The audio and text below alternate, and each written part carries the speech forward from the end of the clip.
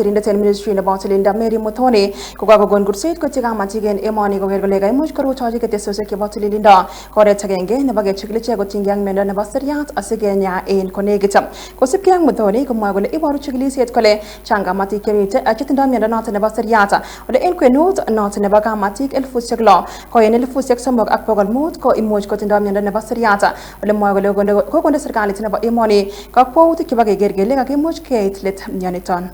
Cervical cancer is a serious but preventable disease, and going by statistics, it is the second leading cause of cancer deaths among women in Kenya.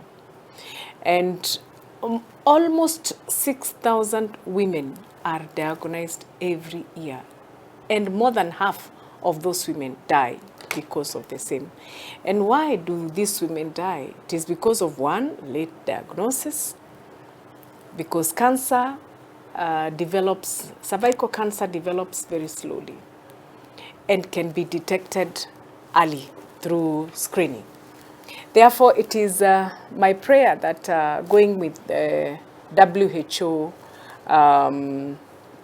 standards, that we are going to meet the 90% set for vaccination of girls and 70% of screening of the women. In Kenya particularly, we are not even half of screening our women because we are below 50%.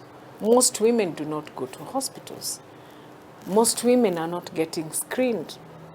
And we also want to go at 90% treatment, that women must go for screening. Let's hit the 70% of all our women who are going to facilities to get screened. And especially this month, when it is the Cervical Cancer Awareness Month, we are really calling on all our community health promoters. When they go to the households, you find a woman, remind her that it is the month that they need to go for screening. No woman should die when we can vaccinate the girls early. No woman should die when the disease is treatable. It can be prevented, it can be detected early, and it can be treated. Therefore, I am calling upon everybody, every other woman, to make sure that they present themselves to any health facility. And Kosipiang Muthoni, Komago Lebendi, Voices Sergalis and Baburak Sergalis, Kiba counties, Kabata Stakolda, Seter, meeting and sector and about Lilinda, Chabata Boitinegap Chililinda, and Komasuke Bagas Gergole, Kagimuchki Chiglis at Kamatik, and Kokwatinuega Sheter.